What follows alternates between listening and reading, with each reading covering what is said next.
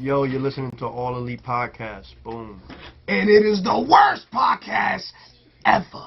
We lied! Ow! Breaking Terry, Scorpio Sky, Ultimate Daniels, Clinton, SoCal, Uncensored, or SCU. This is Isaiah Cassidy. I'm Mark Quinn, and we're Private Podcast. This is the All Elite Podcast. And you're listening to the All Elite Podcast. Which happens to be the worst podcast I've ever been on. SCU!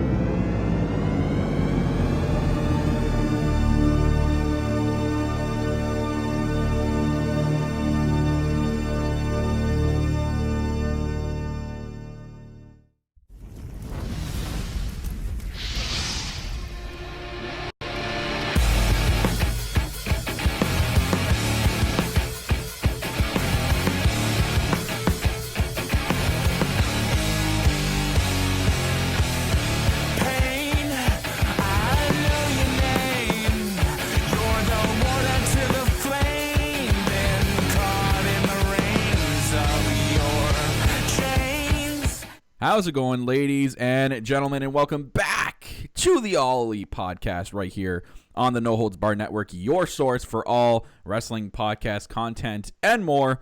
I'm your host of the All Elite Podcast, the self-proclaimed greatest host, Kyle Masters, and owner and CEO of the No Holds Barred Network. Can't forget that. And I'm joined today by my co-host. She is the Executive Vice President of Giggles, the Heartbreak Chick herself, Tiffany. I guess we lost Queen of the Indies. Queen of the Indies. I'm sorry. You got so many damn names. It's so hard to remember sometimes. Oh my god. We're not on mute, right? Because I thought I saw something was on. You're not on mute. I see you. Okay. I can see your levels moving. All right, making sure. I got nervous there. Go. Can you hear me, everyone? See them when you go. The levels move. So then we can hear you. So as long that's the official podcast test. I'm sure others do it before going on there. They go and then okay, we can hear ourselves. Okay. Guess we're gonna do this every episode now.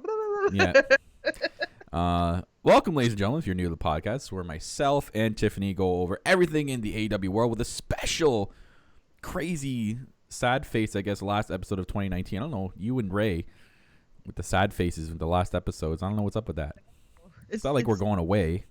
No, I know, but it's the last episode. Oh, okay. 2019.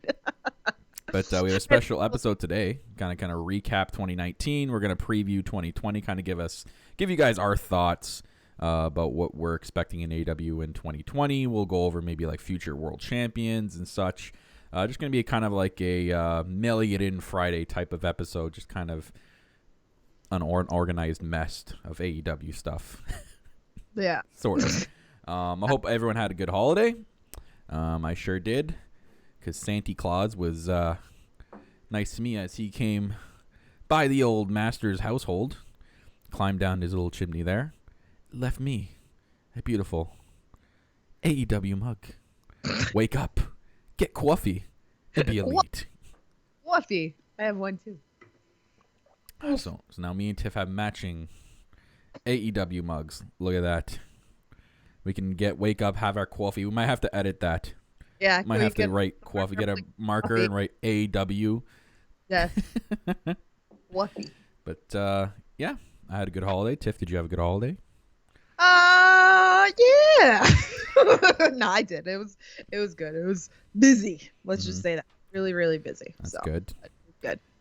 Was Santa Claus good to McDuff? Yes. Mr. Spoiled. Mr. Spoiled. Like toys and treats and all that. Oh boy. I see you took no time at all taking your tree down. Yes. So you're one of those people who take it down like right away. I put it up early though this year. Okay. So I don't know. I kind of like want my place back to normal. So plus I'm on to the next holiday, New Year's. So I mean, you can't really see it. I already started decorating for New Year. You just waste no time at all, eh? You're one of those people. As soon as November 1st hits, you know, Christmas lights come out. I usually do it Thanksgiving. Okay. Well, no, like either Thanksgiving or Black Friday, I usually put the tree up. But because we had such a short from Thanksgiving to Christmas this year, I put it up earlier. So I had my Christmas tree up longer. So that's why I took it down yesterday, because I was like, all right, now I'm having people over for New Year's. I just feel like there's always that debate of when's the appropriate time to take your Christmas tree down. And mine's still up in the other room. I don't know when. I'll find time. Probably after New Year's. Yeah, most people leave it up to New Year's. But I figured like I was going to have a lot of people here. So I was like, you know what? I was like, I'm going to take the tree down. I still got lights up, though. Oh. Lights up and around my deck's still like mostly Christmas. I just took the special down. Yes. Still sparkling. But I got like some cool stuff for New Year's. Actually, I didn't open it, so I'll open it now. But I know Kyle's gonna get a kick out of this. So I went to the city yesterday, and I'm very big into the props, like the photo props, because I love pictures. Obviously, we could tell their holiday episode earlier this week. So I put like. What is that? Champagne prop. Oh, a little bit of the bubbly. A bit of the bubbly. Oh God. Don't judge me. Whatever, okay? Okay. So I'm all ready for New Year's. Anyway. All right. Don't judge me. Nah, that's okay. I'm sure there'll be a lot of bubbly next week on Dynamite's homecoming episode.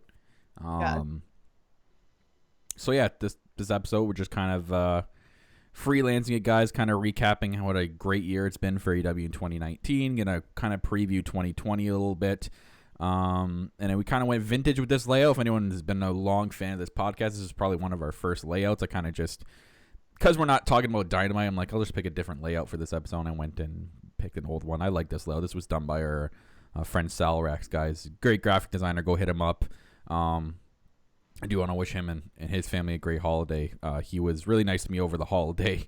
Sent me something that I was not expecting. So thank you, Salrax, and shout outs to you with this great and awesome layout. Always great stuff that guy does. Excuse me. Oh my God. Die. I kind of need my co-host over here. Like, I'm okay. I'm not taking applications for another co-host. Okay. Not happening. Rejected. Ew. I don't need your acceptance for it. I have access. Whoa. Anywho. Rehu. Speaking of, we were kind of talking about Dynamite next week. They did release what the dark matches are going to be. We'll go over this quickly before we get into what we're doing today. Let's just talk about quickly with the 3 matches. You watched Dark this week. You said it was really good. I still have to catch it. This week we had a Cutler footage on there. Cutler footage. He's on there. He was facing. He finally got to face Sammy Guevara. Can I just say, his tweet around Christmas had me dying, because he posted the picture of him with like his abs, like a professional picture, and then he said he felt like rest in peace or something to his abs with all the cookies for the holidays or whatever. So and then the next day he tweeted out that he ran out of cookies, so I sent a picture of my cookies that I baked, no. And then Denise was like, she goes, "Those look yummy," and then I sent her the recipe. Oh God. Hope she makes them. They got kids, so I'm sure they made it. There was pictures with cookies and. Huge question here: is there a 4th on the way? That's what I said. I don't want to say. She looks like she's pregnant in that. It's so tough in those situations. You don't want to be the person to be like, "Oh my God, are you pregnant?" And they'd be like, "No." You're like, "Oh." I'm an idiot. You've just been having too many holiday cookies. Got milk. Yeah. Definitely a lot of milk. Anywho, Rihu. Yeah, so if it looks like she is. That's just from our if they are, congratulations, early congratulations. Looks like they're kind of keeping it a secret, so we'll see. So he was on Dark this week, finally facing Sammy Guevara. This has been stemming for a long time through like being the Elite. And we've been waiting for this matchup. Back even when we were interviewing Brandon Cutler, we even asked him in that episode, we're like, "Are you going to be facing Sammy eventually?" So finally got that payoff on Dark this week. There are other good matches on there from what I remember. Oh, you had the 4-way with the tag team Best Friends, Private Party, Angelico and Jack Evans, and Proud and Powerful. Yeah, I did see a small really GIF. Good match. Yeah, I saw a GIF of Orange Cassidy diving out, giving a dive. So this week's Dark is interesting. We have SCU, all 3 members of SCU, which which is great to see CD getting back in there. I'm wondering how that's going to play off. We've seen some things with him and being the elite and stuff, so interesting to see him come back into the ring. Kip Sabian with Penelope Ford and TH2, or the Hybrid 2, Angelico and Jack Evans. So a 3-on-3 tag team match, which is good for the Homecoming Edition Dark episode. The Nightmare Collective will appear, so I'm interested to see what's going on with that. Are they going to be cutting a promo? Are they going to be adding a new member? It's always good to see what's going to happen. The Nightmare Collective. I'm intrigued. Chris Lander again. Mm-hmm. God, she's such a beast, man. She's making her rounds still in the indies. She's so good. And then a really cool tag team match with our boys Proud and Powerful, Santana and Ortiz. Facing off against Billy Gunn and his son, Austin Gunn. So awesome. A father and son matchup here. That's really cool, and his dad's still in great shape. So like it's gonna be a cool match. So Proud and Powerful facing off against the Guns, smoking Billy Gunn, or it was Bart Gunn back in the day. Yes, he was part of a tag team called the Smoking Guns. Yes, I remember watching that when I was little. They were good with the little like cowboy outfits and stuff. Yeah. So and by the way, the other match that we forgot about was Sean Spears and Joey Janela. I couldn't find that picture for some reason. And it's funny because he was dressed as Santa Claus, Joey Janela. That's just the way to go. And then they found Jesus. Oh God. So yeah, those are our 3 dark matches this week or next week for Tuesday. AEW Dark. No, that'll be for the following week, will it not? Yeah, it will, because it's not till. They're just telling us what. What's to expect. Man, that's an early announcement. Merry Christmas. Speaking of Merry Christmas, AEW is coming to New Jersey. Yes, that's right. They announced. I was shocked to see that in the morning when I woke up. I'm like, oh, they're gonna announce somewhere. New Yorkers have been like, what the heck, man? Mm-hmm. Like, the rumor is that Revolution was supposed to be here in New York. I don't know what happened with that. But, I mean, I could get my booty to Jersey. I'm always in Jersey now because I've been going to all the indie shows. So, I'm out. I think you should come down. When is that? March? March. I think you should come down. You got a place to stay. Yeah. So, and I could drive over. I'm only 10 minutes from the train. Yeah, me and Mrs. Masters might make our trip down there. We'll see. We'll see. We'll be in touch. Okay. We'll see. He will. You girls talk all the time. I'm like, what do you even message her about? You guys, you're like, we talk about outfits. I'm like, of course. We're girls. What do you want? Yeah. No, talk about you. Or we talk about Probably. that. You guys talk shit. You guys talk shit. Shit. Because you're basic. Yeah. You're a punk. I bad mouth you old. Yeah, no, it's okay. So yeah, I'm excited for next week's Homecoming as well. It's gonna be cool. But let's kind of like let's kind of backtrack here. 2019. Let's just talk about how 2019 has been a great year for AEW, and you guys are in a live chat. Welcome to live chat. Chime in whenever you want as we talk about this great year 2019. I guess the first topic I have written here was their first pay-per-view 2019. That was like the big thing. We know there was the big announcement last January in Jacksonville. They had that whole like press conference, and so many like quotes came from that, like with Jericho and like we're gonna change the whole universe, and it was really big. When Jericho showed up, I think it started to turn eyes, and people were like, oh, okay, this could be a really big thing. Right. And it did. So far, it's been huge. I think the huge thing really was, even for me, was the fact of the announcement on New Year's Day that it was AEW. So you go back to that episode of Being the Elite and waking up. I remember waking up at like 6 o'clock in the morning and seeing the news. The reason why I got woken up was my goddaughter woke me up and wake up, Tiffany, wake up, Tiffany. So like, but I remember because they were in Japan when they made this announcement because of Wrestle Kingdom. So it's just so huge, and it's like brought, even like I said, it brought me and Kyle together to do this podcast. But I think that's like the biggest thing of 2019, just the t-shirt company. So yeah, I remember that. Even this all stems from, I mean, I guess we can include and thank Dave Meltzer maybe in a way, because he was the original person to challenge Cody Rhodes and the Bucks to doing that pay-per-view all in. And so they can't sell out a whole stadium, and they ended up doing that. And then stemming from that, I think that's where, I'm pretty sure they've said that's where it stemmed from. Okay, we did such a good job with paper. Maybe we should go even further. Maybe we should explore maybe starting a company one day. And now, obviously, they were backed by a wrestling fan and billionaire with Tony Khan, which is huge and definitely a key part to starting up a company. You kind of need the funds to start something big like this, and it's been big ever since. And that takes us leading up all the way to Double or Nothing, to their first pay-per-view. The build-up for Double or Nothing was amazing, from the promos, the Road to Double or Nothing series, all the videos they released leading up to that pay-per-view with like following certain people and getting the backstory with a lot of people. They did such a good job with that and building that pay-per-view. They're building a pay-per-view with no TV show. That's the big thing that we have to take from that.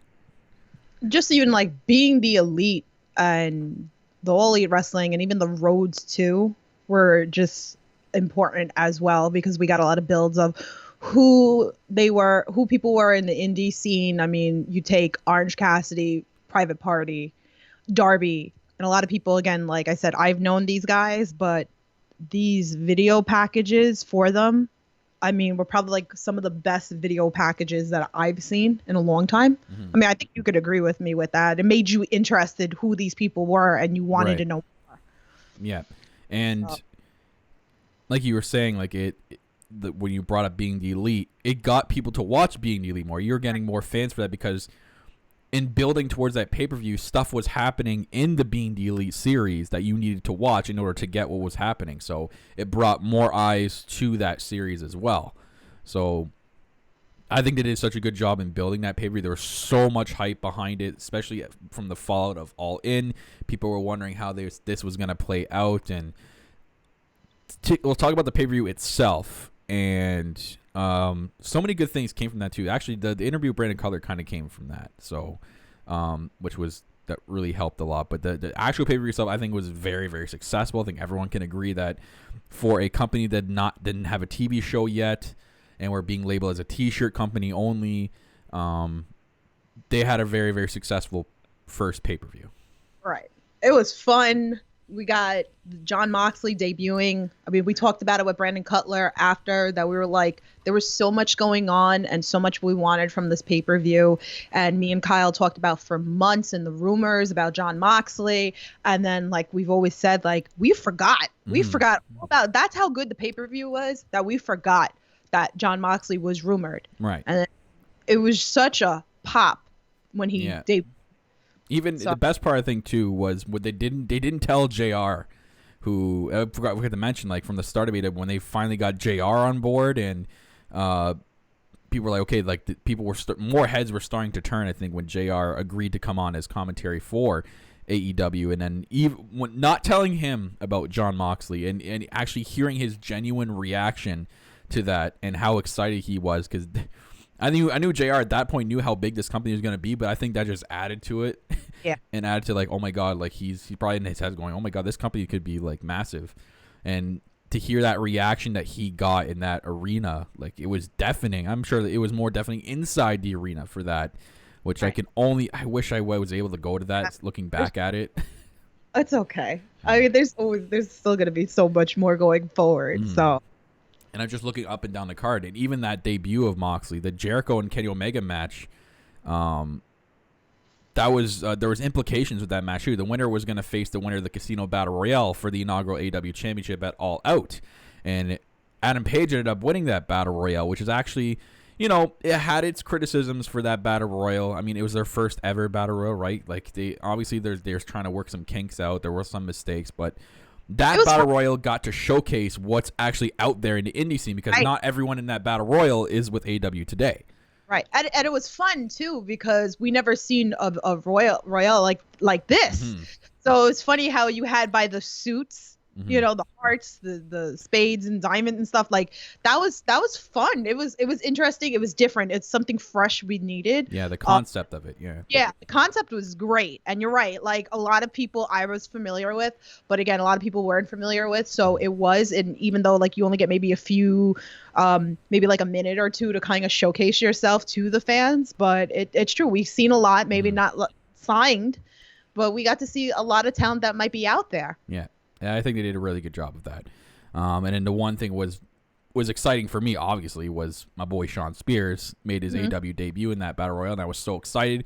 He wasn't officially signed yet, but I'm like, okay, this is I think, like, in my head, I'm like, oh my God, please sign this guy. And they eventually ended up doing it, and that was pretty cool seeing him in there as well.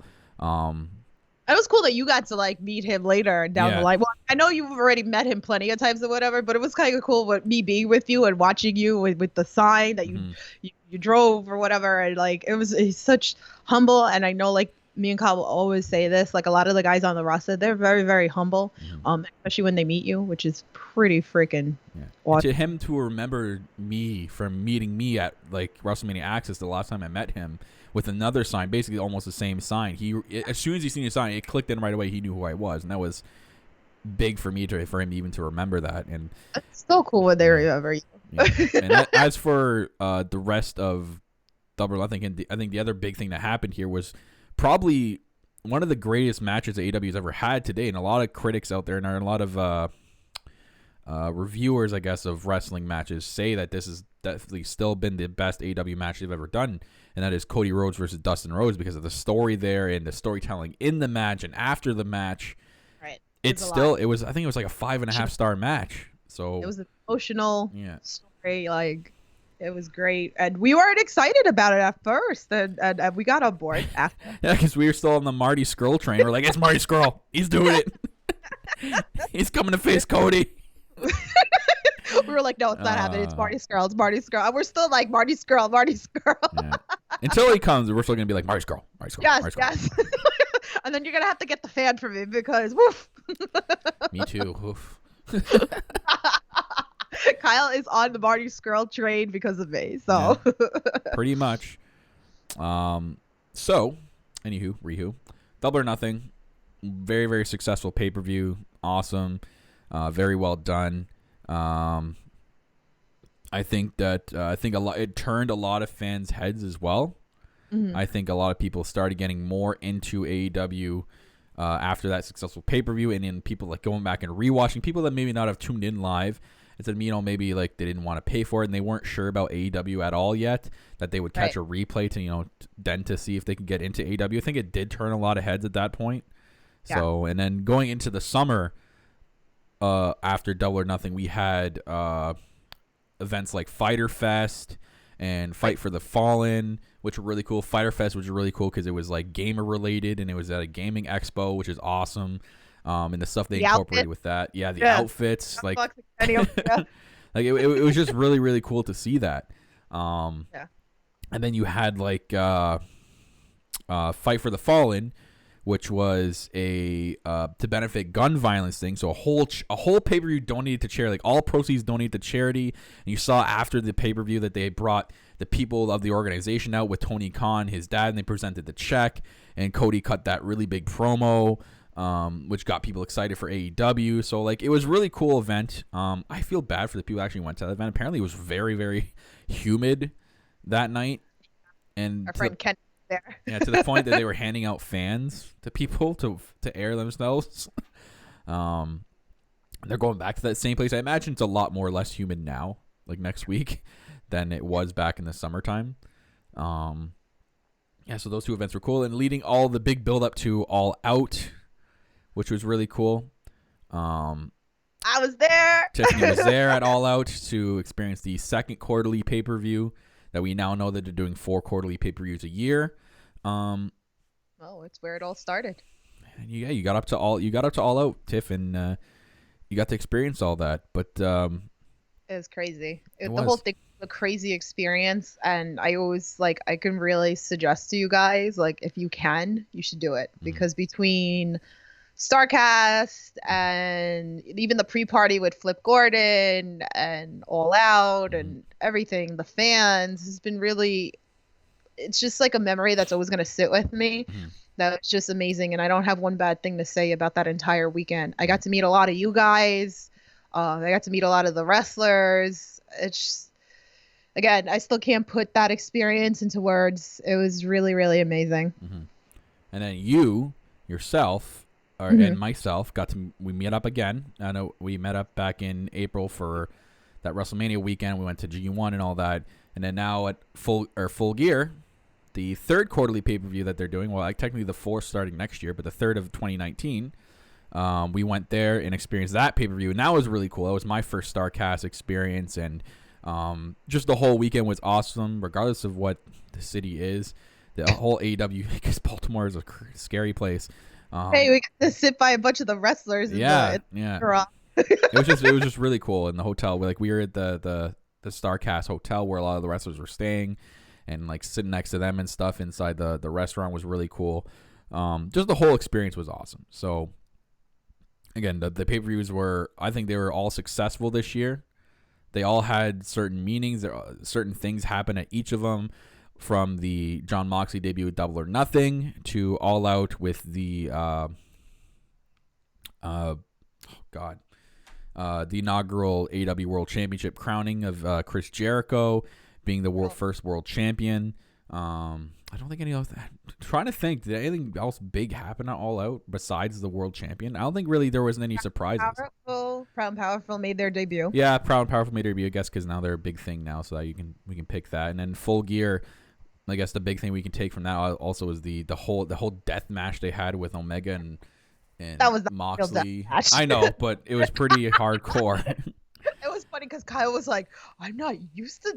Literally, he said to me, "I'm not used to that stuff. I know you watch this stuff, but that was kind of like my big thing." And I'm like, "That was so tamed, not compared to watching GCW or CZW or something like that." Yeah, the big spot in that was the barbed wire. But a lot of it was tamed, and I know a lot of how that stuff works in the background of it all, but yeah, no, that was fun, and I know a lot of people weren't happy about it, but it's something different. I think they're not going to do it again, they said, it's for a while. It's a once in a while thing, they said. Like, they're not going to, they don't want to be known as a company just does hardcore stuff, or else they'd be a ECW generic copy. Yeah.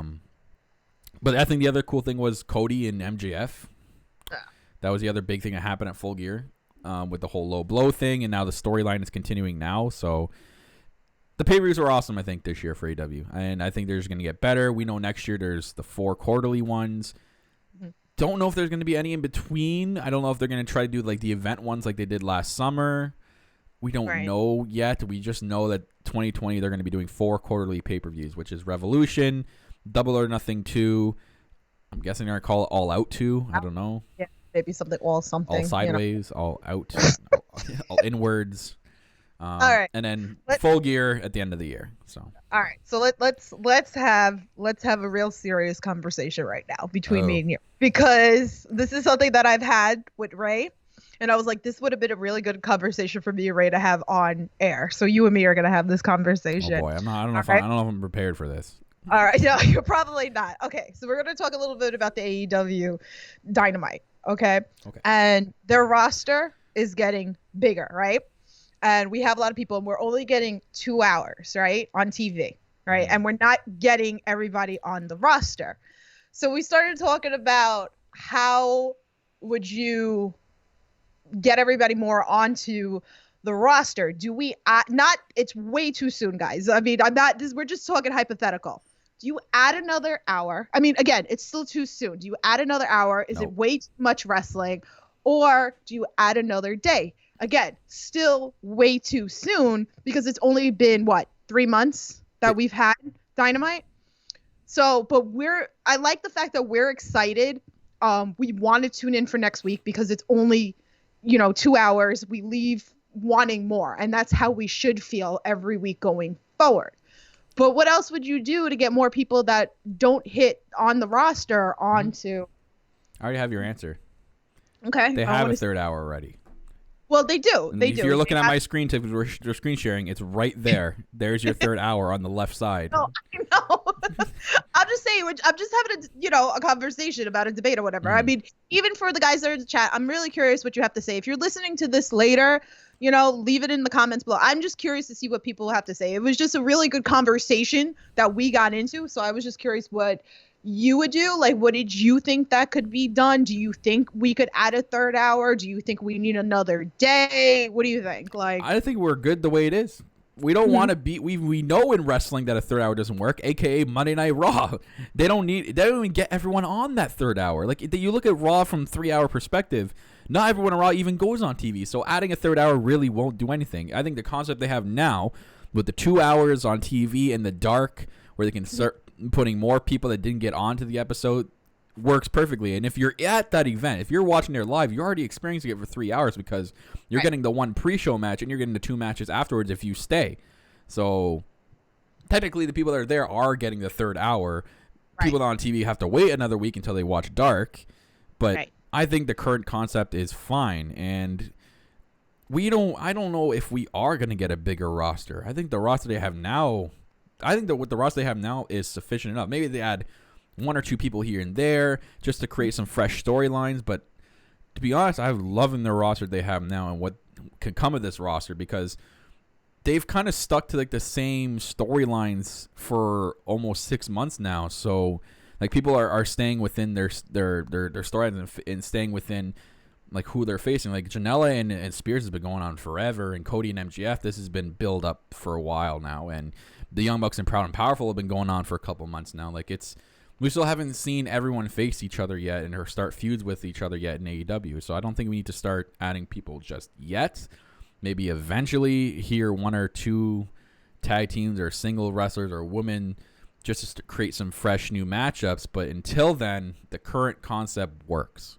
You got the 2. Exactly. Yeah. It was, like I said, it was just a conversation to have because it was a really good conversation that me and Ray had the other day. So I was like, this would have been really good on air, the conversation that we believed. I mean, I agree. I think the 2 hours is perfect. It's not too much. And yes, you're right. We do have Dark, and Dark is giving an hour. Maybe not everybody watches Dark. And like I also said, you should be watching Dark. You should be watching. If you don't. But that's what I'm saying. Sometimes I'm shaming the people. YouTube, not everybody's watching it. You weren't watching all the episodes of Being the Elite. And so we started doing this podcast. That's what I'm saying. And there's other, like Sammy G's is just as good as well, but not everybody might have access to that, or not everybody watch that. I also dropped last week that on Periscope on the All Elite, they gave a preview of the Dark. So we saw maybe like 15 minutes before Dynamite aired that they gave us a little preview of Brandon Cutler and Sammy G. So you have to make sure you're following all of YouTube and all the accounts because you're going to see other content. Maybe some stuff should be on Dynamite that gets on YouTube. But like I said, not everybody might have access to be watching YouTube, or they're not watching YouTube. So like I said, it's just a debatable debate. Mm-hmm. Okay. No, I see what you're saying, but I think we should kind of just keep the way it is. And you just popped up like news, like yeah, I know. I just opened up Twitter and they just announced a match for next week's AEW Homecoming. Oh man, and we have news. A fatal 4-way for the AEW Women's Championship. So we're not getting a 1-on-1. We thought for sure. Wait, I don't understand this one. I thought Chris Statlander was the number one contender. Go back to the thing because it says on the All Elite Twitter. Oh, due to prior commitments, Chris Statlander would not be in Jacksonville. Oh, surprise! Because I know that she's still working in Beyond Wrestling. I mean, I don't know if there's any other independent scene. I mean, she's been making her appearances. I mean, you guys saw like I was just at CZW recently. She was also at Creator Pro doing her last show. I don't know if Chris Statlander is still part. I know John Silver. He kind of is done with the indie scene except for Beyond Wrestling. So you'll still see him. And like I said, even last night, Chris Statlander was there as well. So I don't know. There's some sort of commitments, still that she's fulfilling. But yeah, so they're not going to have this match next week. But what was it? It was a 4-way? Yeah, so it's a fatal 4-way for the Women's Championship. We're getting Rihu defending her championship against Nyla Rose, Britt Baker, and Hikaru Shida. So basically the other 3 people that are in the rankings. At least they're staying within that, which kind of makes sense. Right. By the way, Kyle, thank you. You're right, because I forgot about that. Bar Wrestling next weekend. That's where Chris is going to be on January 1st. Okay. So that's she can't be there to defend for the title shot. And then AEW a minute ago did tweet out, we are excited to announce that Statlander will face the winner of that fatal 4-way on the very next week's episode of Dynamite for the Women's Championship. So we're getting 2 straight Women's Championship matches, one after the other. This is for the people that were complaining that there's not enough women's matches. So there you go. I'm sure they're gonna keep it the same way. That's probably gonna be Rihu. So, anywho, Rihu, back to the 2019 year. You mentioned AEW Dynamite, and I think Dynamite's been a success so far. There's been some critiques, which I do agree with some of them, that they need to do a better job with the picture-in-picture thing. It's still funny that they addressed it on Being Elite and they kind of made fun of it, and Jericho made fun of it on his promo last week. But I think they do know, and they will work on it to do a better job at showing stuff that doesn't really matter in a picture-in-picture, and then not when it's during a match. I mean, like, when they go to picture-in-picture after a match and something happens or something's happening after a match, it kind of matters.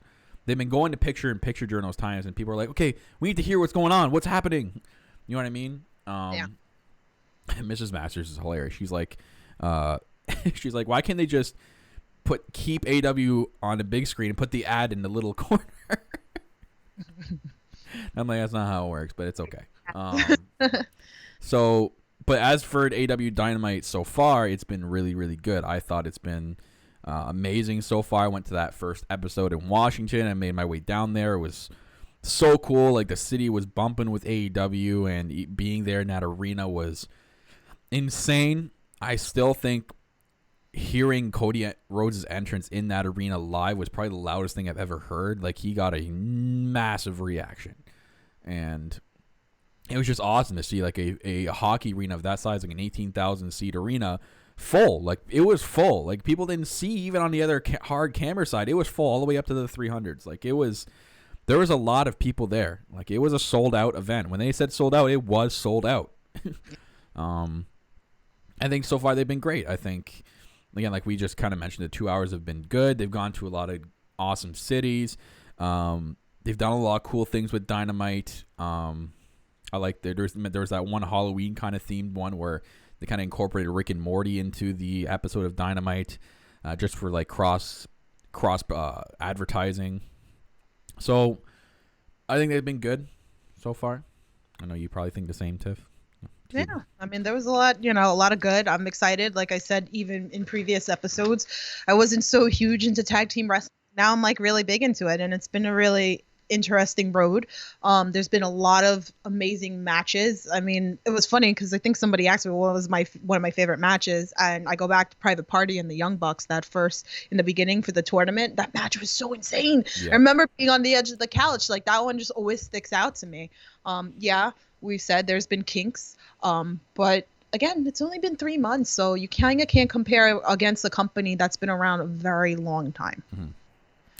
So, as for other things, in 2019, kind of want to talk about, the product has been really good. Like, I think the wrestling has been, elite, pun intended. I think we've had a lot of great matches, and week after week, we've had a lot of good matches. We've seen how they've been differentiating themselves, if I can say that right, from other wrestling companies, and truly showing that they are an alternative to what you see on TV. The wrestling is always high-paced, fast, in-your-face action, as opposed to like other companies who kind of slow it down a little bit. It's just I feel like it is actually a different product. I feel like they've done a good job of saying what they're going to be, and that is the alternative. As for other good things that are really good, like I think the production and team that does like the promos and vignettes have been the best I've ever seen ever. Like, and I'm comparing this, to WWE. I think they're a better production team than WWE. I think WWE has been slacking on those. They used to be good, but they've been slacking a lot lately from before AEW was a thing, in like the last stages of what I was watching. NXT was doing all right, but the production team so far for this company has been so good. Like, very, very good in getting you hype for certain people, hype for certain pay-per-views. They've done a very, very excellent job of that. Yeah. As for other things, I have written here Chris Jericho. Obviously, he's been showing that he's the GOAT.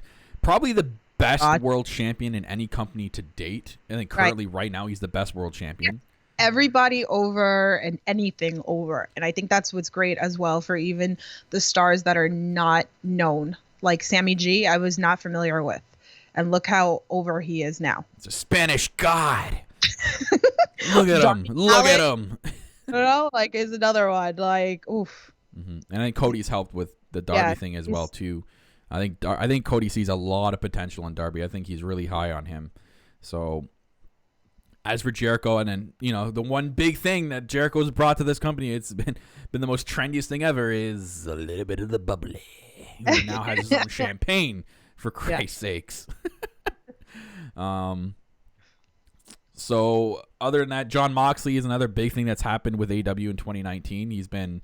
This has probably been the most over he's ever been in his entire life. He's reached, I think, his peak. Maybe not quite there, but I think he's almost at his peak that he's ever going to be in his career. I think when he takes the title, that's going to be his peak. But even with him, and if you listen to the podcast with Jericho and Moxley, which I suggest you all should if you didn't. I mean, I don't know. Like I was not a huge fan of Dean Ambrose. Like I liked him, but like I wasn't like a huge fan of like what I am right now. So I'm totally behind him. I think he's going to get the title. That's the one that should take the title off of Jericho. The next champion. What I feel. Like the next champion, it should be Moxley, because I feel like we talked about Jericho had to be the first champion because it made sense to bring, if people knew who Jericho were, like bring all the fans over to AEW. It was smart. I understand the move into that. And he's done that. And I think now, like, if it's going to mean something, the belt, it's got to be someone that's also built. And you've built him like a beast that he's untouchable. So I think he's going to be the one that takes the belt off of him. Okay. Wow. You drive a hard point there, Tiff. I mean, look, there's a lot of great contenders in AEW, but if you really think about it, who, like, let me know in the chat, who do you think should take the belt off of him? Darby's over. Yes. Is Darby championship material? Not yet. Because I think in time, yes. MJF, he's going to be one to wreck with eventually. I feel like he's got a great mouth. I mean, I don't think he's 100% in the ring, yet, but he's still young and still has a lot to go. So really, that background, who do you think would take the belt off Jericho? Unless you get somebody else. I can't think of anybody else. Scorpio Sky would have been a great one. That would have threw the freaking AEW world like crazy. Yeah, like I was gonna mention that too. Like other big stars who have shined through AEW to have made AEW have that great of a year as they did this year were guys like MJF, who's proving to be probably going to this day one of the best heels in the industry, and probably going to be one of the greatest heels of all time because he's so good on the mic. Like you said, he's got such a good mouth, or he's got such good promo skill that he's just that great. I know maybe his in-ring work could be a little tiny bit green, but I think his promo work is overshadowing that, and he's just, he will get better in the ring eventually. He's still young, but as for his promo work and stuff, like it's just elite, pun intended. And other guys, like I want to point out and give a shout to, is that like Luchasaurus and Jungle Boy have also become very, very over. Especially Luchasaurus, as soon as you notice, like when Jungle Boy and Marco Stunt come out, they get their good fair reaction. But as soon as you see Luchasaurus come through that tunnel, people lose their absolute shit for him. Right. So he is becoming more and more over by the day, and I think they're creating a massive star with him too, because there's not a lot of big guys like his size stars in the industry. There is a few, but there's not a lot compared to like the average size wrestler. So Eric said in the chat, Pac's another big name that could take the belt. I mean, we go back to like episodes when me and Kyle started reviewing, and we talked about, like, we really thought Pac and Hangman Page were going to go for the title. But like I said, if you go back and you think about it, you got to think of it like, I don't know, like I think a lot now differently probably than Kyle does, because I look at things as a business type now, which is so bad, because I think I'm getting more and more into the wrestling industry, even in the indie scene. So I'm kind of understanding better, which is giving me different logic to AEW. So it would be, but not now, because he's got his feud continuing with Kenny. Right. And I see that ending anytime. I think Kenny and him is going to be like a Kevin Owens and Sami Zayn kind of thing. I feel like going forward. They're just so good in the ring together. Yeah. Like. it's just a great marriage of wrestling together and the storyline. I think it's like the Young Bucks in Lucha Bros. Whenever they're in a tag team match together, it's always going to be an insane match. So yeah, like we just said, like stars are growing at AEW more than they were before when they were in the indie scene, and have just made AEW that great of a place. And I know a big thing like the Inner Circle has been a really cool thing in AEW. I think it's just gonna get. I think they're not at their peak yet of growing. I think Inner Circle they're slow growing that thing. I know at first people were kind of like comparing it to like maybe it's gonna be like an NWO takeover. I don't think so. For some reason, it kind of looks like the Dark Order is more of a takeover than anything else. They're putting a lot of stock into Dark Order recently. So, again, we've talked about it before that they should have done what they were doing with Dark Order before. They kind of were introduced prematurely. But I do like that they're putting a lot of faith into those two and that whole story. I think it could be a big thing. Right. Excuse me. The other thing too, like I said, when I was asked about Dynamite, the other thing, and I forgot one of the conversations we were talking about is like, do we add a mid-card title? And that's kind of what sparked our whole conversation about Dynamite third hour and things like that. The roster's huge, but of course their focus is on tag team wrestling. But like really, if you put a mid-card, like, are we really gonna have time to see? Like, not now.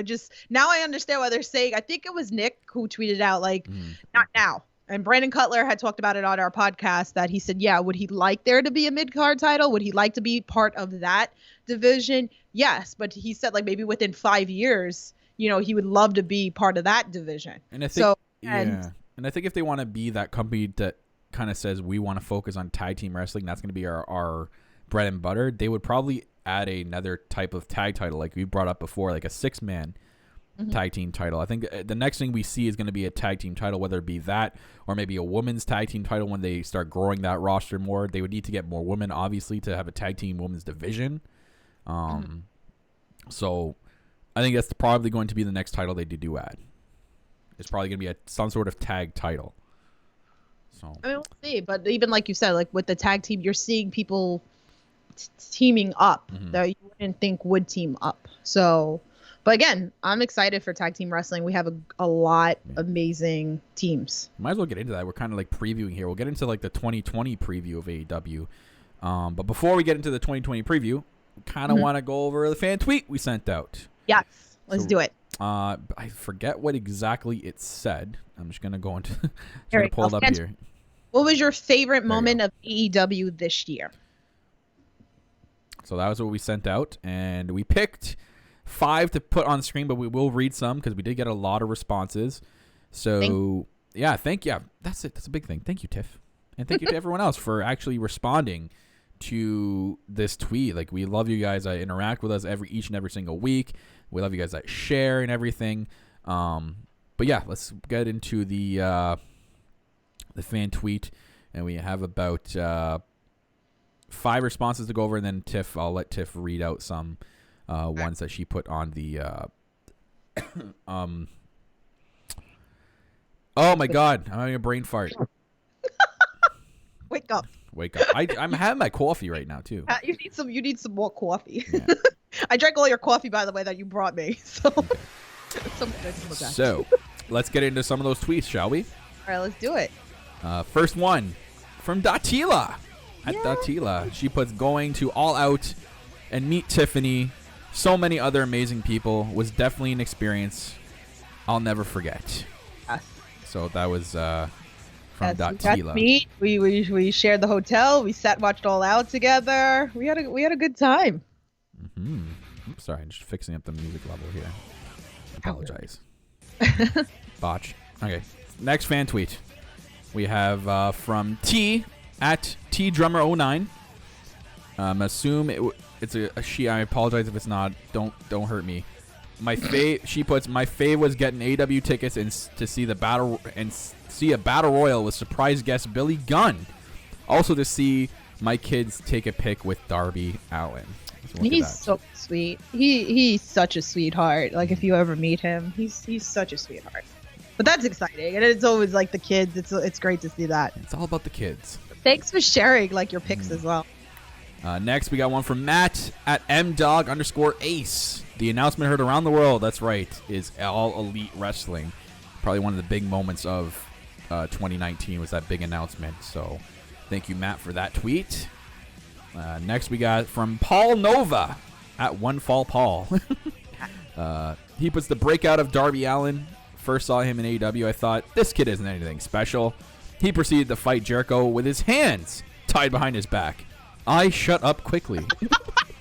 That is a great tweet. Yeah. That is a great tweet. I ranted and raved when he got signed. Kyle will tell you, I went nuts when I watched the episode. And Kyle's like, I don't know this guy. And I went nuts. And I was like, yes.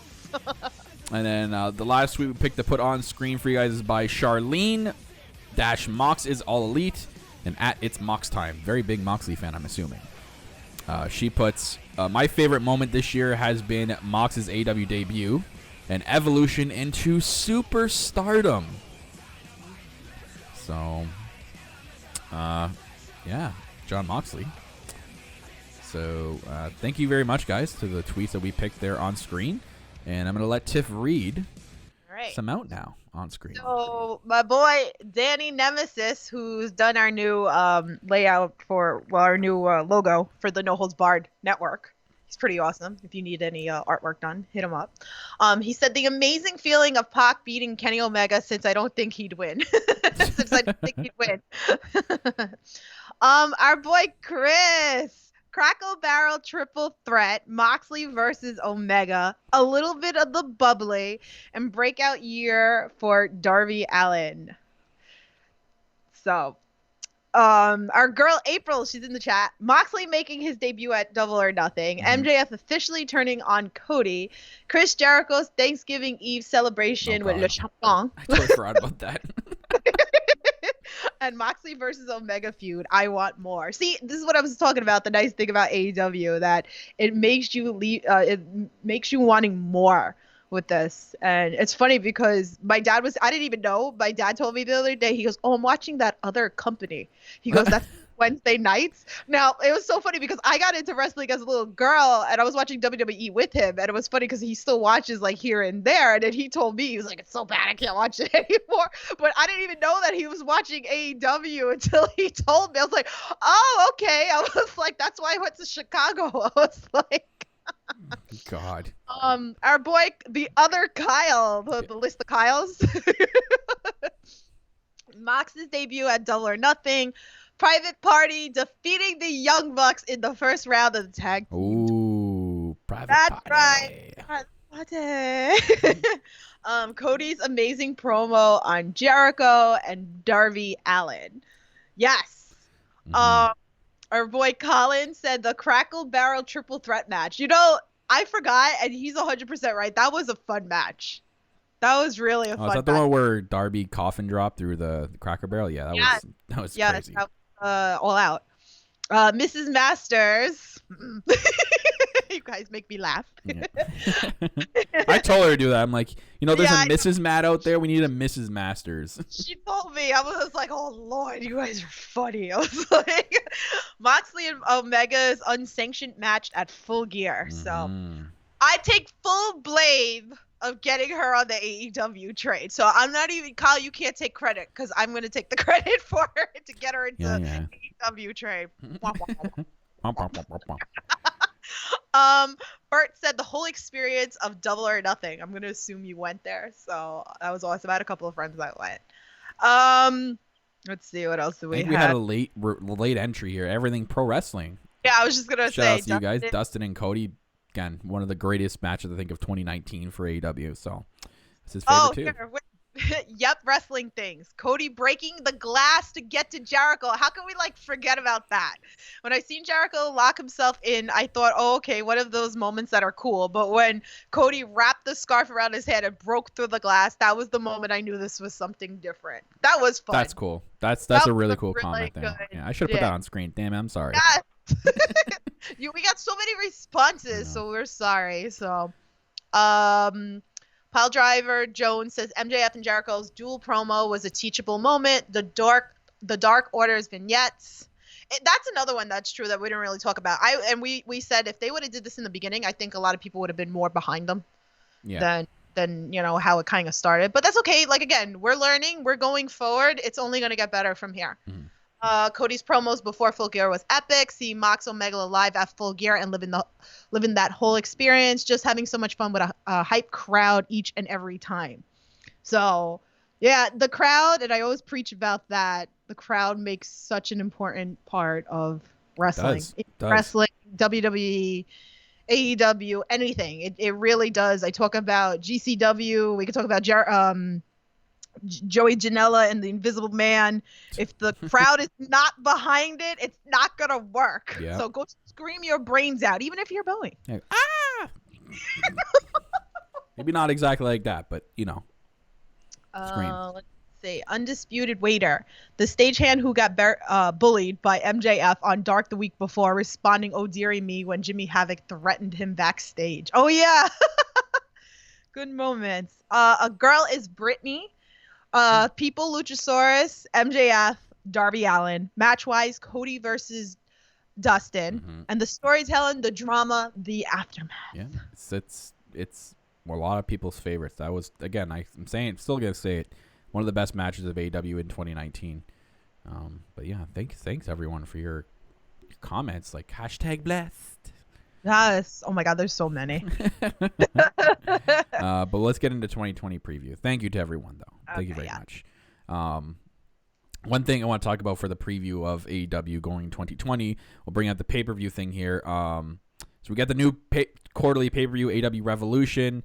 They saying that there's going to be 4 quarterly pay-per-view. Well, Tony Khan saying there's going to be 4 quarterly pay-per-views a year for their big pay-per-views. Now, there's another kind of discussion thing. Is it enough pay-per-views for a company to have a year, or should they be adding little events in between, like what they did last year with the themed events, as in like the Fight for the Fallen with the gun violence thing, or are they going to go back to Fyter Fest, or maybe they do like pay-per-view themed Dynamites. Like, that's where I thought the original intention of the Miami one was going. I thought that was going to be like a pay-per-view themed night where there's going to be a lot of big matches, and they're going to kind of half build towards that and then build till Revolution starting after that. So, again, it's another thing that's up for discussion.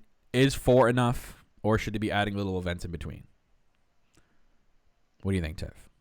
Sorry. I was listening to not a good message. Anyway, I don't know what the pay-per-views you're saying, or like that it was supposed so there's 4. Dynamite. Should they add more in between? No.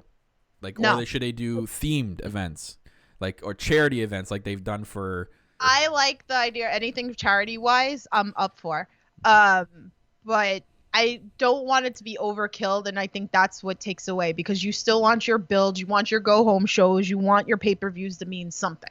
Maybe once in a while you can throw in an extra pay-per-view, but you don't need it, because I feel like it's going to take away. Okay, you need the story building. You know what they could do is like a themed Dynamite, like a pay-per-view themed Dynamite, but have that themed Dynamite mean something for that following pay-per-view. Like, have matches that are going to implicate stuff at the following pay-per-view. So, you know what I mean? Like, maybe there'll be a number 1 contenders match at that themed Dynamite episode, and it'll be like a Moxley versus, I'm just putting 2 names out, like a Moxley versus Omega, and the winner of that will face Jericho at the Revolution.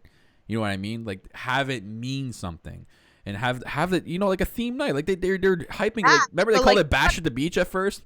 It'd be cool to go watch a Dynamite and they had like the sand runway and there's beach balls everywhere. You know what I mean? Like a themed Dynamite, but it actually means something in between the pay-per-views. Yeah, but you don't want to like overkill. You don't want to over boring the road to. Well, that too. But again, like I think when you go back to like when. I mean, I'm not that much older than you, but like when I grew up watching wrestling in the 90s, it was 4 pay-per-views, and then even at one point you had King of the Ring was another pay-per-view in there, and that was enough. Maybe once in a while you could throw in a 5th pay-per-view for something in that, meaning charity event, or like you said, something meaningful from Dynamite. Maybe, but you don't want to overkill. That just like even goes into the fact that we were just talking about. I don't mean adding like one every other month. I mean once in a while, in between pay-per-views, you have like a theme. But again, maybe one. You don't want to like do it a lot during, and of course, like there's always gonna be people that are gonna want to go to these shows, but they're still working out kinks. You don't want to take on too much that you can't handle, because that's when it starts becoming sour. And I think even the same thing, even with indie wrestling, same thing. They're not usually like, some of them are weekly with TV, or like, you know, on like one of the indie apps or something like that. But a lot of even indie scene, it's maybe like every other month you go to the shows, because you don't want to like overkill, and not everybody's gonna go. So I feel like, no, that's just my thought on it. That's how I feel about it. A lot of people in the chat are saying, you know, like, even like April said, 12 pay-per-views in a year is too much. Leave it alone. Like, I blame you. You're right, Conrad. He said, I blame it in your house. He's absolutely right. That's when it went downfall. The first In Your House was okay, now I'm going, like, now you can really see that I really was into WWE, because a lot of people didn't believe I was. But yeah, I really, like, it was really cool. They gave away a house, that first In Your House, and then it started being the months that the main 4-quarter pay-per-views weren't on. It was always In Your House, and then we started doing too much. This is one of the reasons why you and me stopped watching the main roster, is because it was too much. The storytelling wasn't good. You're doing the same feuds, and these are the things that I worry about. So yeah, a 2-hour slot on Dynamite is perfect. It's not overkill. We're still getting an hour in Dark. And if you start doing this with pay-per-views, I think it's going to be the same thing. You're going to still recycle, and you want your shows to mean something. So technically now, if you're looking at it from a yearly perspective, because January 1st, we're basically starting fresh. So you have a 2-month build. So January, and then at the end of February, I believe, is the pay-per-view. Yep. And then you have March, April, and then May will be the Double or Nothing. And then June, July, then August is All Out. And then September, October, and November is Full Gear. So technically, there's it kind of works out that each pay-per-view has its 2.5 month build. All right, I think that's more than enough to build a pay-per-view. I do agree with you. I do, like, that's a perfect enough build. To keep the product fresh sometimes and stop it from getting too kind of a little bit stale in the same kind of repeat. Like, we're always going to have a 2-month build, and they're going to kind of follow the same formula. But I think in between, I think sometimes you can have in the middle like a cool theme night, like the Bash at the Beach concept. You can have like a AEW Dynamite, which is going to be Bash at the Beach. You know, you have it's just going to be beach themed, and it's going to have like really cool setup matches that could mean something for the pay-per-view. I think they could do that. Not like give stuff away on that Dynamite, like change champions or anything. I mean stuff that will implicate the pay-per-view going forward. Right. And Conrad says, he said, I get it from business standpoint, but from a fan standpoint, screw that. But I get it. That's why I say, like, I kind of think both ways now. I think as a fan, and I think as a business. You know, what's going to draw the people to come in? And of course, money always talks, and it's about money. But also, they also said this with AEW. It was about the fans. It was always about the fans, and they want to make the fans happy, right?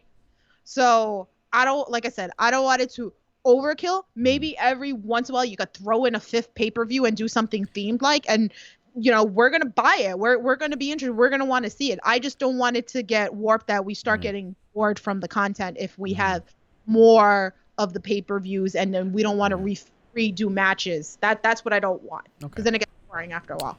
So we'll see. So I'm assuming this year they're just going to stick to the formula that they've announced and see how the year goes, and then maybe in 2021 they'll do something. So for this year, I'm assuming they'll keep to that formula: 4 pay-per-views, 4 major ones. Or, like I'm thinking now, or imagine they do 1 pay-per-view a year where they have something like AEW versus, like, if the relationship with New Japan builds, NWA, AAA, like, you know, like something like that, you know, could be like that AEW, and then every year it could be somewhere different, like a super card, like versus New Japan or something like that. Like, I think, or something out of the States or something. I think it would be very interesting, and then that way it's another thing with them implementing that, you know, the indie scene as well. So it is another good way to open doors with other companies and to get known of other wrestlers would be kind of cool. I mean, there's a lot of things you could play with here. So, but anyway, go ahead. That's cool. No, it's good. So we did bring up sort of already that, you know, the roster is growing. I think something to preview in 2020 is, are there any more big stars out there that might make the jump ship and come to AEW? And I'm talking about like a few right off the bat. We don't know what the future is going to hold, but off the bat, was the 3 names that are the most talked about by coming to AEW, might be coming to AEW, is Marty Scurll, Tessa Blanchard, and Killer Kross. Currently, Killer Kross is almost leaning more towards WWE. I heard they're throwing a lot of money at him, and he's liking that. So we'll see what happens with him. But I say those are the three big names right now out there. Like the big, I know there's other names out there. People might think that they're a big name, but not a lot of people know about. But I'm talking about the three names that are the most talked about in the community, and those are the three that are the most talked about coming to AEW. And obviously, Marty Scurll, there's a story there with him and the Elite. Tessa Blanchard definitely needs to be on a bigger platform more than she already is, regardless of what people think of Impact Wrestling and how big they are. Clearly, AEW or WWE are bigger platforms for showing your craft and showing like who you are. But she may not think that. Who knows? But obviously, like with her dad being in AEW, we don't know if there's a pull there. We don't know if her dad's trying to get her in or if her dad's happy with what she's doing and doesn't really care about it. Oh, you just like my mind just like spun like a whole other thought process right now. I was like, man, can you even if you know, independent guys not signing with AEW, but just to come float for like a match, like Killer Kross, just the thought of like who he would wrestle would be insanity. Moxley, Jericho, like, well, we would have a rematch with Moxley and freaking Killer Kross, which would be insanity. Oh my God, just like the thoughts, my indie side just got like really excited.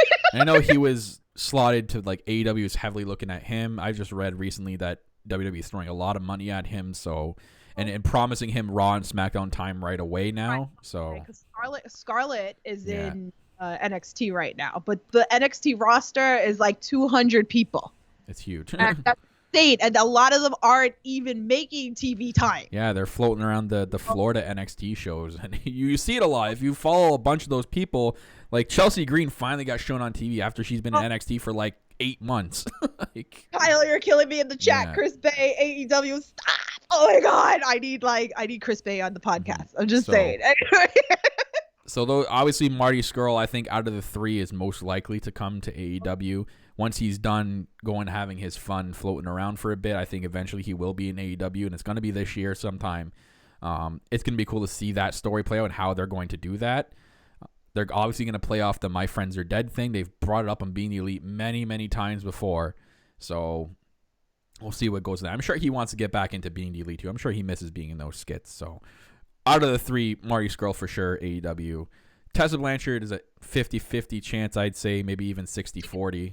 Anywhere. That girl is money. I mean, I know her father's in AEW, but that girl is money. I know. You know Vince will throw any kind of money to get her to not to come to AEW. I don't want her there. Like, she can go anywhere. You know, anybody would, even not just anybody would sit there and go, oh my God, a Charlotte and Tessa match would probably be like one of the greatest women's matches of all time. So you know that they're going to try their best to try to get her to come over to WWE. So who knows? I'd love to see her in there. If she doesn't, whatever. It's her choice. Would love to see, like I said, I would love to see a pay-per-view for AEW versus whatever company. For like once a year. Any company. Like 1 year GCW, 1 year Impact Wrestling, 1 year New Japan. I would love it. Like, how good would that be? How good? Like, the possibilities of match. Our dream I could see a House of Glory maybe one because they have such a good relationship with them. Yes. So let's talk about House of Glory. Go on and on and on. Okay, I gotta save that for indie talks. I'm sorry. So other than that, I know that AEW mostly, you know, their main goal is to get stars that are out on the indie scene that, you know, not necessarily have a big name and will make names out of. That's, you know, they're building new stars is their thing. We've seen that with a lot of the people so far. So that'll probably, again, be their main goal in 2020. Again, when the big name comes up, I'm sure they're still going to have those conversations like, you know, would you like to come to AEW? We can do some good work with you and yada, yada, yada. But as for, like, the big names that are currently out there at this current time, Marty Scurll for sure. Tessa maybe. And Killer Kross, I'm pretty sure it's almost certain he's going to WWE. So, which kind of sucks, but, you know, it is what it is. As for their let's talk about their championships. And I'm sorry if this episode is going a little bit long, guys, but you know this is a big episode here. Their main championships. So currently, right now, Jericho World Champion, Riho, as you guys know, but we call her Riho. Riho, AEW Women's Champion, SCU Tag Team Champions. We'll start with the World Championship. Jericho. So he's held it since August. I've seen this question surface a couple of times on Twitter. Does Jericho hold the title a full year before dropping it? Like, does he lose it at the next All Out? Now he'll have been world champion for an entire year. I mean, they wanted the belts to mean something. That's what it comes down to. They don't want it going left, right, left, right, left, right. We don't know yet. I mean, we don't even know which out of the 4 quarterly pay-per-views is like their WrestleMania type pay-per-view. We know that they want one big event a year that's going to be their big event. I've seen also people say that maybe AEW just be that company that has 4 big events all year, but I think that's a little bit overkill to have 4 WrestleManias a year. You kind of want to have one event a year that people look forward to. That's the big event. You know, they're going to have it in that Jacksonville arena, you imagine, you know, in the future.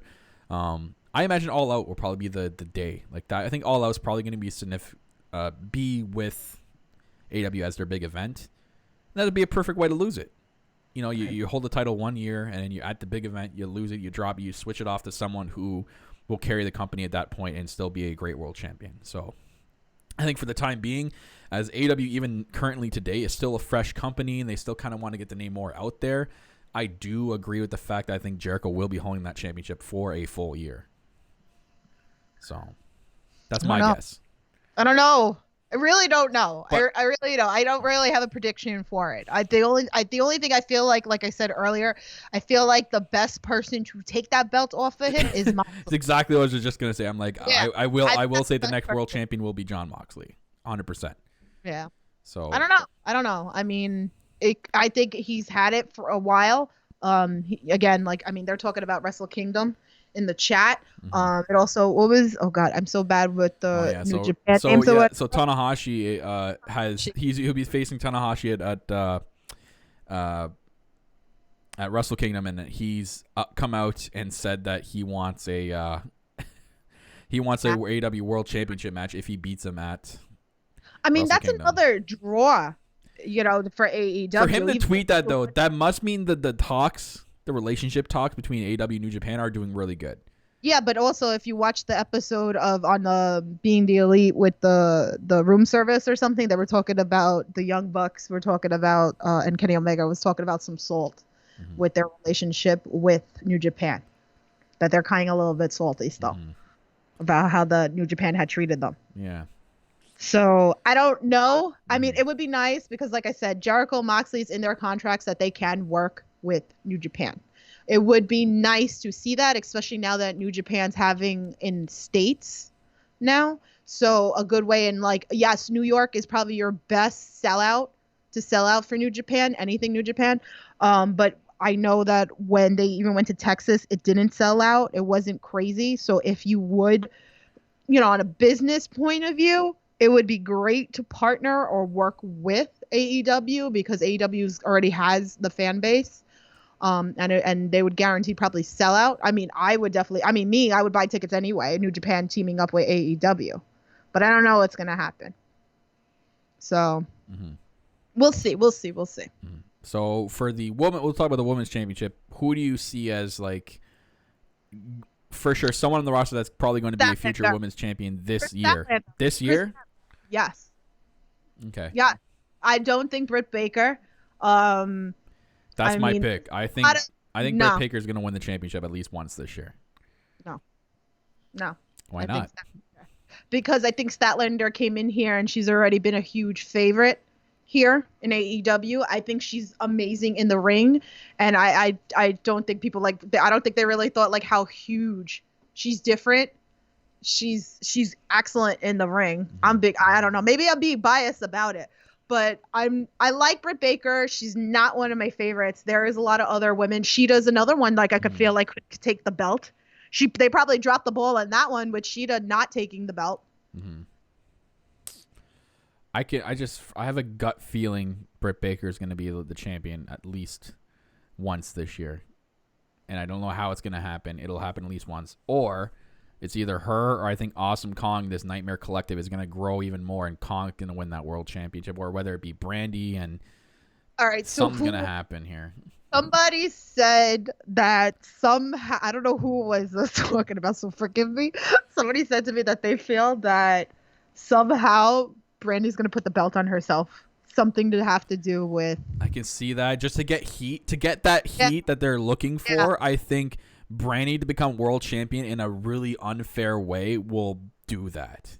Right. And that will generate some actual heat. I can see that happening. So I'm picking either like a Britt Baker or her to be the next world champion sometime in 2020. I can see that. Well, there's like a lot of names going in the chat. Kyle says Nyla or Awesome Kong. Yeah. I think we thought, right? Like Nyla was gonna take the belt. But I don't know if like, I don't know, like how would like the fans feel? I feel like Chris Statlander, a lot of people are behind. I think she does absolutely amazing in the ring. Green. It would have to be like the end of 2020. Oh, okay, it was Ray that was saying that. Okay, yeah. So it was Ray that said that he felt that they were going to put it on Brandy. I agree with you, Ray. I think I can see that if they want the genuine heat with her, that would be for sure a smart idea to go. Big Swole is great in the ring too, but again, like I think that's another one that needs to be built up more. That I don't think, like the fans. Not that the fans aren't behind her, but it's not the big hype yet. I feel like everybody's behind Chris Statlander and Britt Baker, but there is a lot of great names on the roster. And who knows? Maybe again, like we just kind of talked about it. If it does happen, I wouldn't be shocked if they fast tracked a Tessa Blanchard to be world champion by the time this year comes out. If she does come. Oh my God, that would the internet would blow up. That's a person that you put the title on right away to build your company. Yeah. So I think a lot of people would follow her because a lot of people love her. So that would be like the huge throw off if like Britt or Chris don't get the belt. Who takes it off? Like, yeah, that could be your swerve, and a lot of people would be behind. Another title is the tag titles. I think we're finally going to get to see the Young Bucks as the AEW World Tag Team Champions sometime this year. I feel like it's going to be a big payoff match as well. I don't think they're going to face SCU and take them off them. I think SCU is going to lose the titles to someone eventually. I think the Young Bucks are finally going to get their championship gold sometime this year. I think just for the sake, I know that they and starting this company, the intention was not to push the elite heavy at first so that people be like, okay, yeah, they just started this company so they can be champions kind of thing. But I think by sometime near the end of 2020, you've gotten to a point where, okay, it's okay for them to be champions at least once and to maybe go on and build and put over another tag team with those championships. I think they're a perfect team to put over another team and transitioning to the tag team title belts. But I think the first time they win it, it'll be this year, and it's going to mean something. It's going to be a very big match, and there's going to be a big payoff with it. I can kind of see that maybe happening by the All Out or maybe even the Full Gear at the end of this year is finally the coronation of the Young Bucks as World Tag Team Champions. So one thing before I go into the tag teams, Kyle said, think Kelly Klein is coming to AEW because I know that she got fired from Ring of Honor. I know who that is. Okay, yeah, I don't know if you know. I know who that is. Yeah. She's very sweet. She's such a sweet person. And I know that she's gotten better in the ring or whatever like that. I mean, I don't know how I feel about that, to be honest with you. I would like, what's her name? Hayter to be signed before her because I feel like that girl. Jamie Hayter could be a sweet heel champion. Yeah. I would want her before Kelly Klein. That would get me excited. See, Kelly Klein, it wouldn't get me excited. I wouldn't be excited about it. Jamie Hayter, yes, I would totally be behind. As for the tag team, a lot of people are talking about Proud and Powerful, which would be huge. And that could be it. That could be that team that finally win it, hold it for a while, and then the Young Bucks finally beat them and win that AEW World Tag Team Championships. There's too many good tag teams. Like, I can't even sit here because I can sit here and talk about each tag team. You guys know I'm behind Private Party. I think they will eventually get the belt. Will they get it? They're young. There's a lot of young tag teams that have a huge career in front of them and could win it in years' time. Right. I love Private Party. Best Friends is another one. But I hear stuff in the background that people said that Trent and Chuck are being split up, that Trent's going to have a single run. So I don't know. Like I said, these are things that I hear. Was it called Jurassic Express is another one that I could see taking the tag teams and would be so over. Yeah. the fan base. So a Dark Order I could see to get more heat. I could see that. I could really see it happening to anyone. So be honest with you, like I can't even pick who's gonna take it off Scorpio. Scorpio and that proves to you how good their tag team division is, because you can sit here and can't think of someone who could. It's true, but that's what I'm saying. I got like really, really excited. All these matches, all the wrestling is great. I know everybody's talking about Stardom, JPQ, watch Stardom.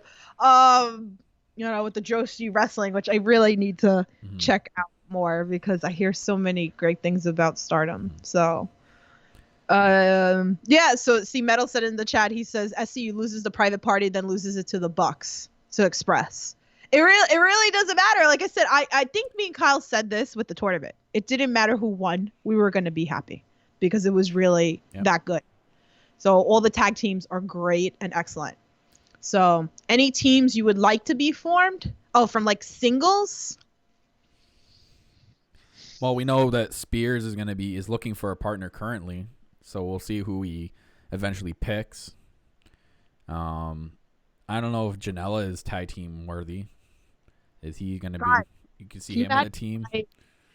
Omega and Moxley like together. They can take the belts for like a while. He's not with AEW, but maybe in the future, if it ever happened, I can see like your boy Housen and Darby Allin being a tag team. Don't tease. That'd be cool. They kind of almost have like the similar face thing going on, and they could love that Danhausen. Don't tease. I think he's Ring of Honor bound, to be honest with you. I really think he's Ring of Honor bound. I don't think he's AEW bound. I think he's Ring of Honor. I mean, it could be, but you would need more comedy act into like AEW in order for that to work. As for championships, I don't know if we can kind of preview it to see what would happen with it. I don't know we don't know what the plans, if they're going to make it a bigger deal, if it was a one-time thing. The ring that MJF won, I forget what they called it. Was it a Dynamite ring, or I forgot what they actually called it. Is that going to be a thing that's going to be defended again? Like, does the holder hold it for a certain period of time? In the chat, I think it was Kyle. I think it was Kyle that he felt that was the mid card. The ring. Yeah. Like, does MJF have to defend that ring, or is it he has to go back, and is it gonna be just defended in a battle royal regardless of who the champion is? We don't know, but maybe that gets made into something in 2020. I probably would like to kind of see it if they're gonna showcase someone in the mid card to kind of like build something with it, because right now it makes sense with MJF. Every time he talks about his ring and how much it's worth, and he says like, I have stuff that's worth 10 times this too. You know what I mean? Like, they're kind of making note of it still. I just don't want them to kind of forget about it, because I'm like, then what was the point of doing all that then? A diamond ring. That's diamond ring. Yeah, Dynamite diamond ring. So hopefully they do something with that in 2020. I kind of want to see them do it, because or else I hate when wrestling companies do stuff just for the sake of doing something and then don't follow through with it. Right. And we had that big problem in WWE. That's probably one of the reasons why I had left WWE. They kind of belittled our intelligence and just made us look stupid. So I don't want them to do that. One thing I kind of want to talk about is, in preview in 2020, will AEW explore bigger venues for Dynamite? Or will they stay in the same format that they've been doing now? They are exploring it kind of already. And when I wrote this down, I didn't see where they announced New Jersey. But the arena that they chose for New Jersey is a Prudential Center. That's the NHL arena for the New Jersey Devils. Yes. And to put it in more perspective for you guys, the AEW Dynamite that I went to the first episode was in the Washington Capitals, the other NHL arena. So it's an 18,000 seat venue. So will 2020 be the year where they explore weekly going to these arenas?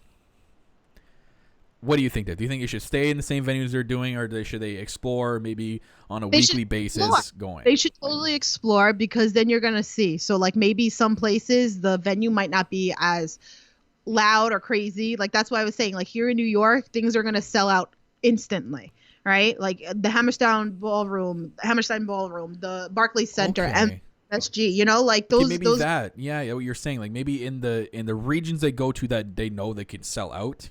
Those arenas, they don't know like certain arenas where it's going to sell out. But again, like, they're getting bigger and bigger and bigger. They should go to other towns to see where they're going to sell and how the crowds are going to be. Okay. So it's something they could explore maybe in 2020 here and there, or just try it, a trial and error. Like, obviously, their wrestling fan base. I mean, between them working Ring of Honor, New Japan, going all over the indie scene and stuff like that, they have an idea of where sells out, what is the hottest crowds, and that plays such an important, like we said, it plays such an important role. You want a loud crowd. You do not want a sleeping crowd. It drives me insane. It drives me insane. Like the Brandon Cutler and Sammy G, that should, like, those matches, like, oh, this is so good. Didn't I say a couple of weeks ago I was pissed with Dark and I was like, they were dead? And I'm like, how can you be dead during this match? Do you not understand, like, how good this match is? Yeah. Like, so we do know that one of the reasons why they're going to these college venues as well is to that demographic. They're trying to the college age demographic, that's what the audience are trying to target, new members, like people who not necessarily know about wrestling. They're trying to target those people to get into wrestling. So that was one of the reasons why they've been choosing like university and college campuses. So we'll see. I mean, we're not sitting here and saying that they're going to, but it could be something to explore maybe this year or next year, is to go into these bigger venues that like WWE are doing. So we'll see what happens. Just something to talk about. The one last thing I have written down here, could this be Jericho's last year in wrestling? And I know I hate to see him go. He's such a big name. When I say his last year, I mean his last full-time year. Like, is this going to be Jericho's final year as a full-time wrestler, and then after that he'll be switching to a part-time, show up once in a while to have a marquee match at a pay-per-view to build somebody in AEW, maybe transition back to a backstage role? Because you look at him and clearly he's still in good shape, but you can kind of tell that he's a little rough around the edges on some parts. And, he's doing this while touring with Fozzy and doing other things that, are wearing at him. It might not show, but he's definitely getting some more wear and tear as his age climbs up. The guy's 50 years old. Like, it's going to happen. It's naturally. Our bodies can't withstand full-time wrestling forever. right. So that's why I say, will this be the last year for Chris Jericho to be a full-time wrestler? Right, because even like AJ Styles had said when he signed the 5 years with WWE, he said that was it after. So Jericho's got a family. He's got a band that he still goes on tour, which by the way, check it out, guys. Like, he's going on tour again. So check out, I know there's like a list of all the places that he's touring. You should definitely check out Fozzy. It's really, really good. I've seen them twice. I was just telling Kyle because it's coming near him, and I was like, you got to go see him. I mean, it also, like you said, part-time, but you could still work with the company, like background, and still do promos, and you can still be the mic person, and yeah. I guess you can kind of say he's sort of part-time now. He doesn't wrestle on a weekly basis. Right. But he's on show on a weekly basis, and I don't know. It's just like, how much does he have still in the gas tank? Right. Is he going to be wrestling for, like, is he going to go well into his late 50s? When I say full-time, I mean kind of like what he's doing now. And when I mean part-time, I mean he's not going to be appearing on TV. You're not going to hear about him for a couple of months, and then he kind of like a Brock Lesnar thing. He shows up once in a while, and it generates a pop, and he builds a small storyline with someone to put someone over.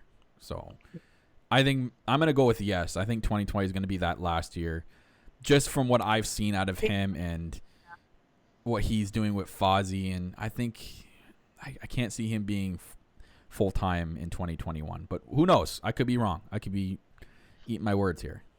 Yeah, I mean, even Conrad said, I say he takes a smaller role but keeps schedule. Yeah, I mean, even like commentary, like he could still like come out with the Inner Circle. He could still do promos. Like, maybe he just won't wrestle as much. I can see on that sense what you're saying.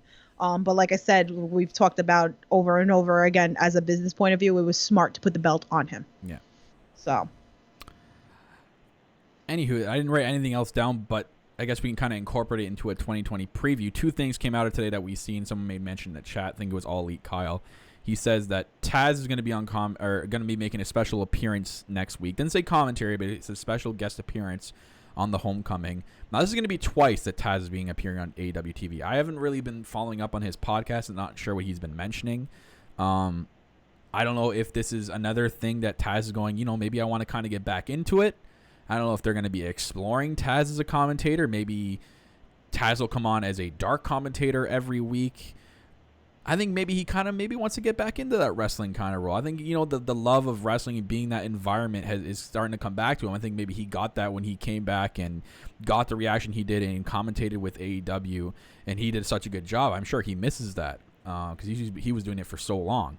So with him making a second appearance in like the last couple of months on AEW TV, I think it's a good sign that maybe he wants to do stuff with AEW. Maybe he doesn't. Maybe it's just a part of the homecoming. Maybe they're making it that much more bigger. So we'll see with him. Conrad said podcast deal is ending. Oh. So maybe. But I don't think too much into it because they've been having all sorts of people for what's it called? Okay. What? So you mentioned his podcast deal is coming. I saw in the news recently that AEW is looking at getting their own podcast. Maybe Taz will be helping out with somebody on that podcast. I don't know. I mean, there's That'd a lot be cool. You could play with. Like I said, I don't think too much into stuff. Yeah.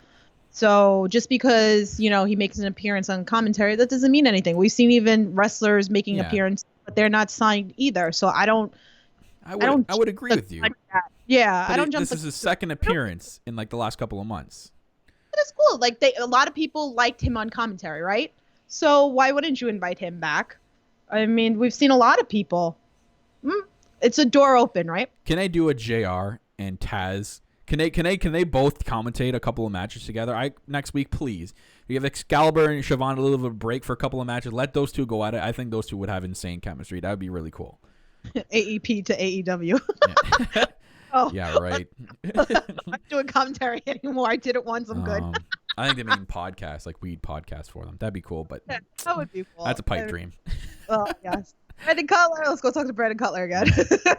And the other thing. Too. What's that? That was fun for us too. Yeah. Cutler on the podcast and Rick Knox on the podcast. Yeah. Meeting both of them. We met Knox at the Cody signing. He was cool. Yes. What was I gonna say? So the other thing I seen was AEW. The news I'd say is exploring possibly having a commissioner role on TV. Right. That'd be kind of interesting. I'd be interested to see how they would play it off. What the commissioner will have power in doing. Is he going to be announcing matches? Is he going to get involved? Is he going to be maybe part of a group? Is he going to be part of the inner circle and they're kind of controlling AEW? Is he going to be a person of the Dark Order? Is he going to be the Dark Order? Like, what if he ends up, and this is for you Star Wars nerds out there, you'd love this. What if he's like the emperor to the Dark Order? Like he's their leader and he ends up being the commissioner of AEW. That'd be interesting. I don't know. I'm not sure how I feel about a commissioner role yet. I'd be intrigued, but I would need to know what they plan on doing with the commissioner, what his role is going to be on TV. They talk about Colt Cabana in the chat as well too. So he's another one that is he a free agent now? I've seen him a lot in NWA. I'm not sure if he's signed with them, but I've seen him a lot in NWA. No.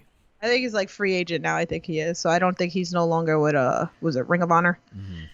Oh, and he's got a lot of friends in AEW. Yeah. So. Anywho, that's kind of pretty much it. We're at an hour and a half now. I think that's pretty long enough, and how much anyone wants to listen to us talk. All right. So wait, let me drop before you go. You drop. Let me drop. Just so drop you guys, her mixtape. Here it comes live. Okay. Anyway, so what was it? So this Sunday, guys, make sure you tune in 7:00 Eastern time. I'm interviewing the two-man faction. Okay, two-man faction. They're not a tag team. They're a two-man faction. Just go with it, guys, okay? Because this is the crap I get from them of the tag team Too Good. So that's going to be another fun, interesting, because Ace Andrews is going to torture me the entire episode. So you're going to want to tune in for that because I'm going to be getting a lot of L's. And if you don't know what that means, you should tune in to make sure you see what the L's are for. And then Monday, I am back with Ray with Indie Talks episode 2. So I'm going to Capitol tomorrow. So we're going to be reviewing a bunch of shows that we've seen this past month, and we will be putting out a fan tweet as well because we want to hear from you guys. So start thinking, what is your indie match of the year? Because I want to know, because if there's wrestlers that I don't know about, I need to know and I want to see. So follow that network. Yeah, follow the network. So NHB Network on Twitter.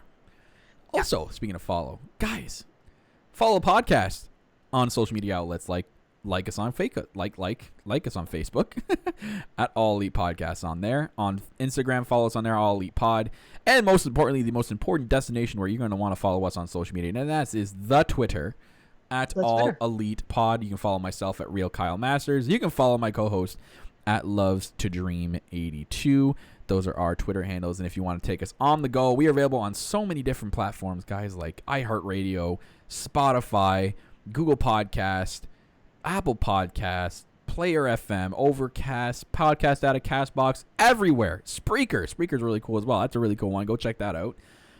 So, you're sitting there with your Alexa, your Google Home at home, want to tell them to play something. Tell them to play some All Elite Podcast. Just search up the No Holds Barred Network and follow us on there.